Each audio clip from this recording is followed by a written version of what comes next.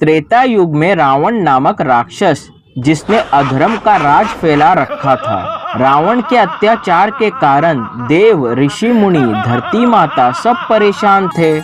सब भगवान विष्णु के पास गए। हे प्रभु, हमारी रक्षा करो। प्रभु कृपा करो, हमको रावण के अत्याचारों से मुक्त करो। कृपा करो प्रभु। हाँ, अब आपका धरती पर अवतार लेने का वक्त आ गया है।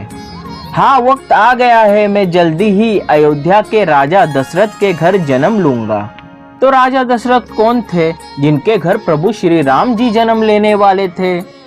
त्रेता युग में सूर्य वंश में राजा इक्ष्वाकु, दिलीप, भागीरथी, रघु और राजा हरिश्चंद्र जैसे प्रतापी राजाओं के बाद राजा दशरथ हुए। राजा दशरथ बड़े ही पराक्रमी और प्रतापी राजा थे। तीनों लोकों में उनकी कीर्ति विद्यमान थी। देवराज इंद्र उनके मित्र थे तथा उन्होंने देव और असुर संग्राम में देवराज इंद्र के साथ मिलकर युद्ध किया था। राजा दशरथ का साम्राज्य दिन दुगनी रात चौगनी उन्नति पर था, लेकिन उन्हें केवल एक ही चिंता सताए जा रही थी कि उनके बाद उनके वंश का क्या होगा। राजा दशरथ की 3 पत्नियां थीं। इनमें से सबसे बड़ी रानी कौशल्या थी, उनसे छोटी रानी कैकेयी थी तथा सबसे छोटी रानी सुमित्रा थी। 3 पत्नियां होने के बावजूद राजा दशरथ के कोई पुत्र नहीं था जो उनके कुल को आगे बढ़ा सके। इसलिए उन्हें अपने कुल के अंत का डर सताया रहता था। इसी विषय में उन्होंने अपने कुल ऋषि वशिष्ठ से इस समस्या का समाधान पूछा। क्या मेरे कुल का अंत हो जाएगा? कुछ समाधान बताओ कि मैं क्या करूं? राजन, आपको पुत्र प्राप्ति के लिए पुत्र कामेष्टि यज्ञ संपन्न करवाना होगा, जिसके फल स्वरूप आपको पुत्र की प्राप्ति अवश्य होगी। हाँ, मैं करूंगा। बताओ मुझे क्या करना होगा? नहीं राजन, आप स्वयं पुत्र कामेष्टि यज्ञ नहीं कर सकते। इस यज्ञ के लिए आपको स्वयं जाकर श्रृंग मुनि को प्रसन्न करना होगा। श्रृंग मुनि अथर्ववेद के पूर्ण ज्ञाता हैं और पुत्र कामेष्टि यज्ञ के विशेषज्ञ हैं। वही इस यज्ञ को संपन्न करवा सकते हैं। राजा दशरथ पैदल वन में श्रृंग ऋषि के पास जाते हैं तथा उनसे आग्रह करते हैं, मैं संतान सुख के लिए व्याकुल हूँ, मुझ पर कृपा करो, मेरी समस्या का समाधान कीजिए।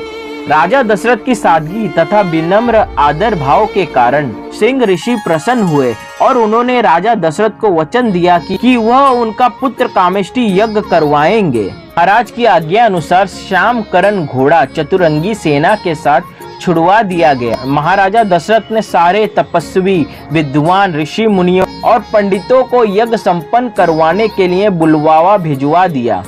इस प्रकार महायज्ञ का शुभ आरंभ किया गया। श्रृंग मुनि ने राजा दशरथ का पुत्र कामेष्टि यज्ञ संपन्न करवाया।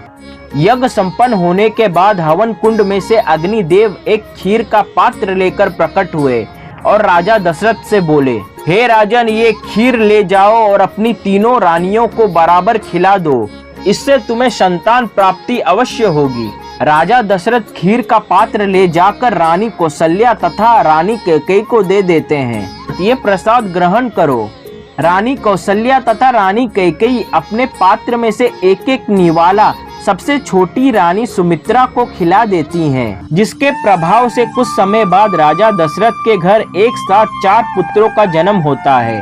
रानी कौशल्या सबसे बड़े पुत्र श्री राम जी को जन्म देती हैं। उसके कुछ ही समय बाद रानी कैकेयी राजा दशरथ के दूसरे पुत्र भरत को जन्म देती हैं और कुछ ही घड़ी बीतने के बाद रानी सुमित्रा राजा के तीसरे पुत्र लक्ष्मण को जन्म देती हैं तथा कुछ ही क्षण बाद वो राजा दशरथ के चौथे पुत्र शत्रुघ्न को जन्म देती हैं। और इस प्रकार पृथ्वी पर बढ़े हुए पाप अत्याचार को मिटाने के लिए भगवान नारायण स्वयं राजा दशरथ के पुत्र श्री राम के रूप में जन्म लेते हैं। भगवान विष्णु के राम अवतार का साथ देने के लिए शेषनाग लक्ष्मण के रूप में अवतार लेते हैं तथा उनके साथ ही भगवान विष्णु के सुदर्शन चक्र भरत के अवतार में जन्म लेते हैं तथा शत्रुघ्न भगवान विष्णु के शंख शैल के अवतार होते हैं। श्री राम, लक्ष्मण, भरत और शत्रुघ्न को 4 पुरुषार्थ का रूप माना गया है, जिसमें श्री राम धर्म का रूप होते हैं तथा भरत मोक्ष का रूप होते हैं उसके साथ ही लक्ष्मण जो काम का प्रतीक माना गया है तथा शत्रुघ्न जी को धन का रूप माना गया है।